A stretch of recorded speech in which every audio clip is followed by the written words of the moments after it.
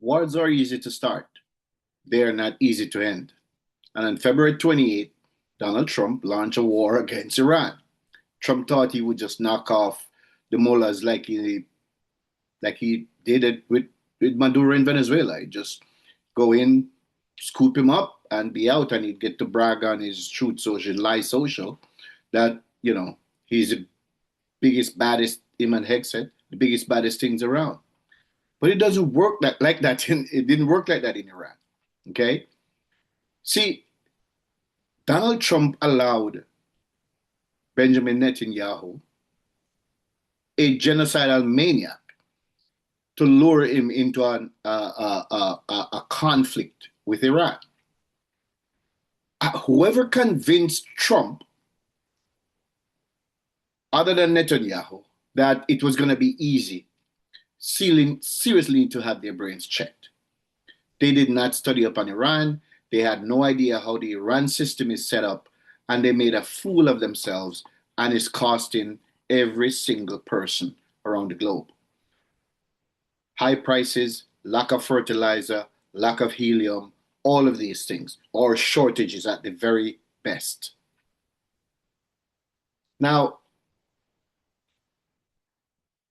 Netanyahu believes that the Greater Israel Project should occupy all the lands from the Euphrates to the Nile. It's not a secret. They haven't made a secret out of it. They have said that. And so they've defeated all of the countries, basically have all the countries under their feet. All the Arab countries are mainly vassal states of Israel, a country that has never learned to live within its border ever since the state of Israel was formed into a nation. In 1948, it became a nation. It has never stopped fighting with its neighbors. And there are some people who will tell you, well, you know what? Let's talk about Iran. Iran has been shouting death to America for 47 years, and death to Israel for 47 years. And so we have a right to take them out. Who gave you that right? Who gave you that right? And first of all, it is the really sad part is that these people fundamentally believe what they're saying. Because that's what they've been taught. That's what they've been taught. They've been taught that Iran is an evil country that has proxies, terrorist proxies all over the Middle East. Well, one man's terrorist is another man's freedom fighter. It is immoral to talk about Israel as if it's a victim. That state is a victim. That state has waged war on every single nation, literally in the Middle East, or threatened them. And so the Saudis and the Jordanians and the Emiratis and everybody in that region are basically vassals for a nation of 9 million people. A nation of 9 million people are terrified, have the entire region terrified with the exception of Iran. So to the people who constantly talk about how Iran is a terrorist regime run by the Mullah, look, I'm not here to defend Iran, okay? I'm not here to defend Iran. I would not want to live in Iran. I would love to visit Iran but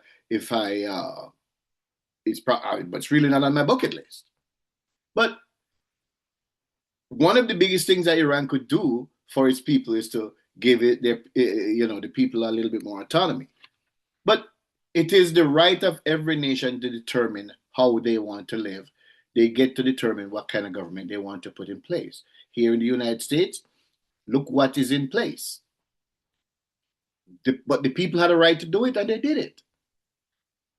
So who gives the United States or Israel the right to determine who rules the nation of Iran, the sovereign nation of Iran, a nation that have been there for over 5,000 years, a people that have been there for that long? The United States is, 250 years old as a republic. Come on. Israel has not stopped fighting with its neighbors. And Next on their list, they would like to use the American military to fight their battles. And next on their list is Turkey. The next country they will try to attack is Turkey. So Erdogan need to get ready and be ready for them. 9 million people terrorizing an entire region because it wants to be the hegemon in that region. It wants to control the entire Middle East, and it is using the American military to weaken, to do its bidding, weakening America so that it can take over from America. It's the wholest trick in the playbook. But the American presidents are so silly, have been so silly, that includes all of them. Republicans and Democrats have fallen prey to Netanyahu's wiles. What is it that makes a small nation of 9 million people so powerful that a nation of 335 million people is bowing down to that one nation? Well, I'll tell you. They have evangelical Christians fooled because they continue to spread the lie that they were chosen by God, and the entire region of West Asia was given to them in a promise by God. Now, here's the thing that has me completely perplexed. The people who control the so-called Jewish state of Israel, they're not Christians. They don't believe in Jesus Christ. They do not like Christians. So then how is it that Christians are so heavily in support of basically a secular, almost atheistic state? How is that even a thing? And they have pledged complete fealty to Israel. It is remarkable. People who ought to know better. And on what basis are you giving your support to this whole idea that a group of Ashkenazi Jewish people who have practiced a faith have some right to a land that God promised to Abraham's descendants? Nobody has, very few people, let me not say nobody, but very few people have actually broached this subject. Even the Christians, they trek to the Holy Land. I see black Christians go into Israel, an apartheid state, and then they come back and talk about how badly they have been treated. Why are you going to Israel? To do what? To pray? To visit? Oh, it's perfectly fine if you go visit Jerusalem. You want to see what Jerusalem looked like, the old Jerusalem. But the Israel of today has nothing to do with biblical text.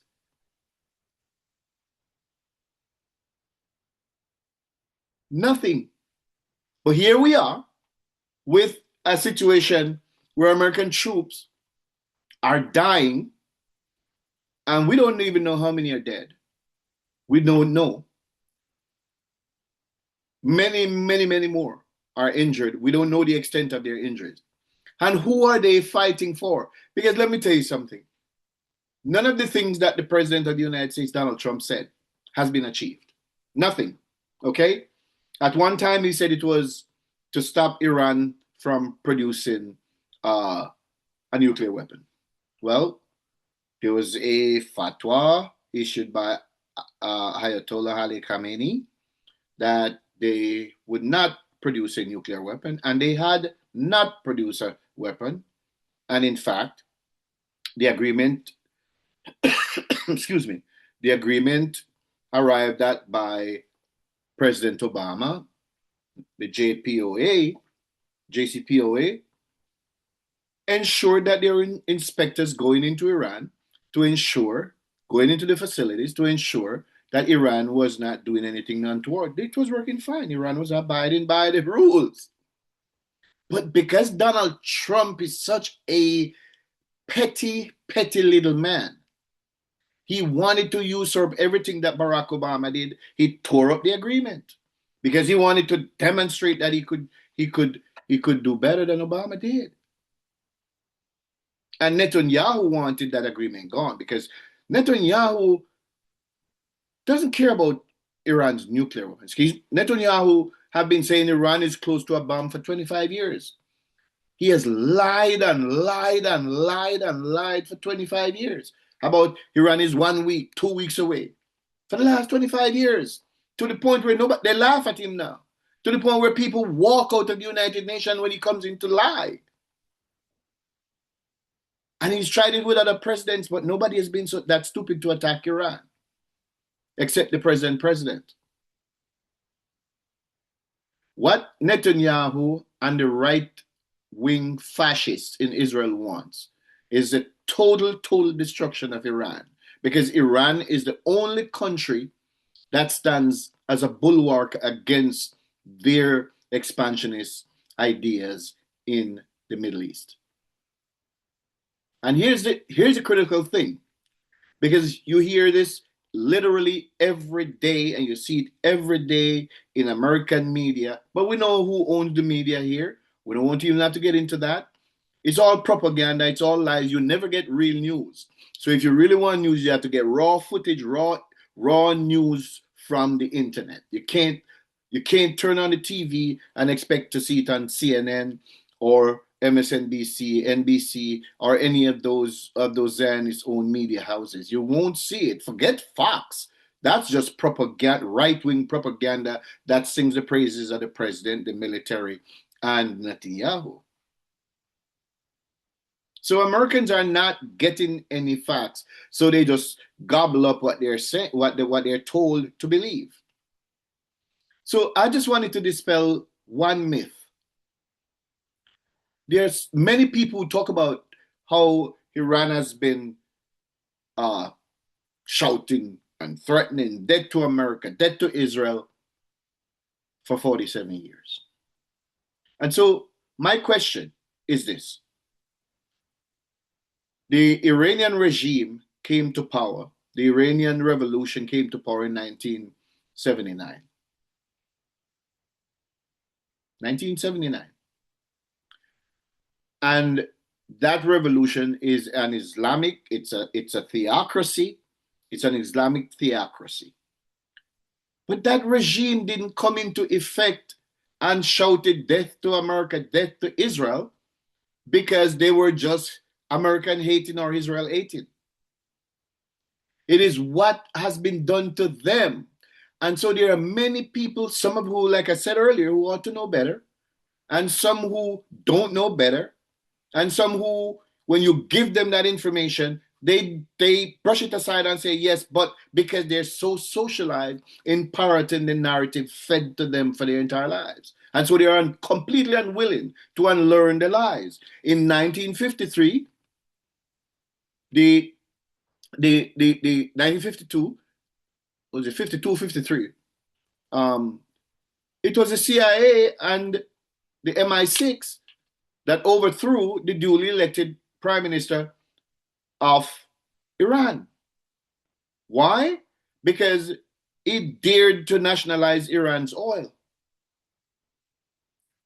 The British oil company BP operated all the wells in Iran at the time. And so the British could not have a situation where they lost all of that revenue. And so along with the CIA, the MI6 fomented a coup in Iran and overthrew the duly elected prime minister. And installed in his place a corrupt puppet in the Shah. Pahlavi. and turn Iran into a vassal state for the United States and England. They took the oil. So they were big mad in 1979 when the people rose up and decided to take their country. And of course, the Shah was sick. He ran to the United States with his family. How are you going to get mad at somebody for their own stuff? They nationalized their oil. It's theirs. It's theirs. It's the same thing in Cuba with Castro nationalized the sugar plantations and all the hotels they built there because of the debauchery and the criminal empire that was operating out of Havana.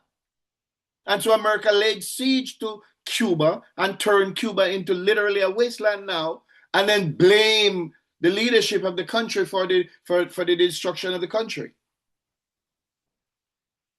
It is the same playbook everywhere the United States and Israel goes.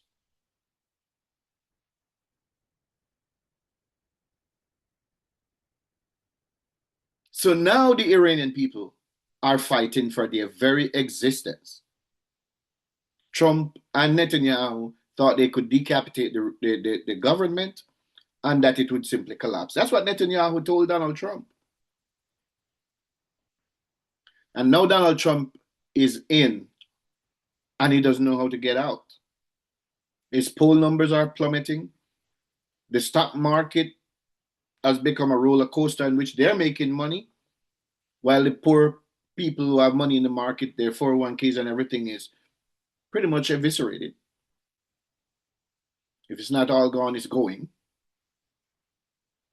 Getting sucked up by the wealthy billionaires, the wealthy Jewish billionaires, because they know what Trump is doing, and they put in the big buys in the market, and then they pull it out, sucking out all the profits.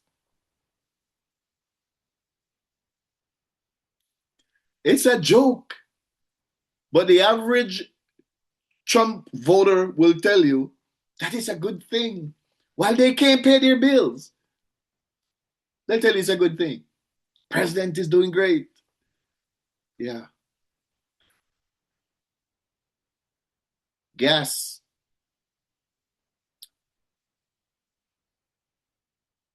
And it's going to get worse. Gas prices are high and they're going to get worse. It's going to get worse because now Trump is saying, oh, we're going to blockade the Strait of Hormuz because the Iranians said they would stop the ships from going through the strait because the strait is mostly in Iran's territorial waters. There was no problem with the strait before. It was wide open until Netanyahu led Trump by his neck into a war of choice. And so now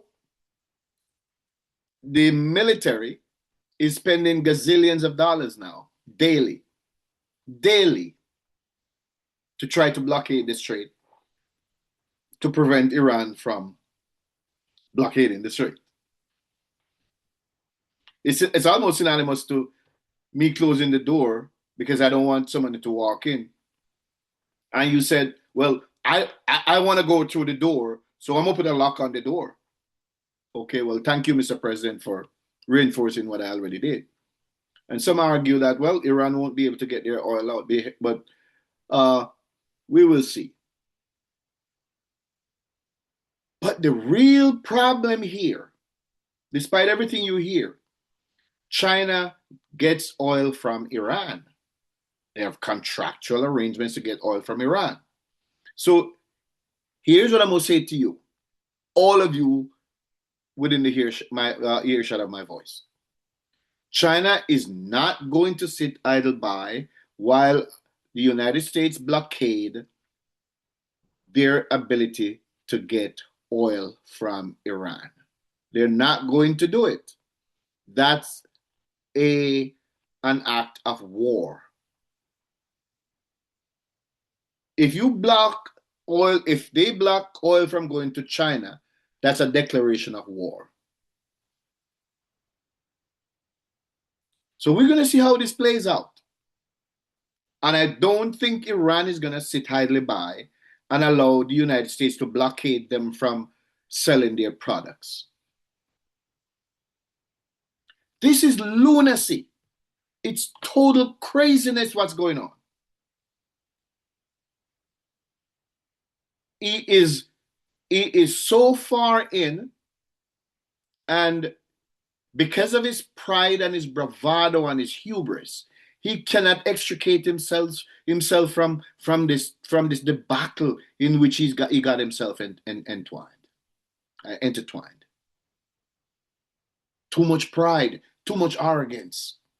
Him and his little puppet of a war secretary. What a cartoonish character. What a dud. And they talk about killing people. They talk about taking the lives of people as if it's a game. We'll just kill them, kill them, kill them. Who talks like that? And then he attacks even the Pope who asked for peace. He attacks the Pope. This is what they voted for. And you know who the winner is? Benjamin Netanyahu and the fascist Jews who run the apartheid Zionist state of Israel. Those are the winners. Folks, if you haven't yet subscribed to my channel, subscribe, give me a like, share. It helps the algorithms. I'll come back tomorrow or the next day, possibly tomorrow. I will talk some more. Have a good night.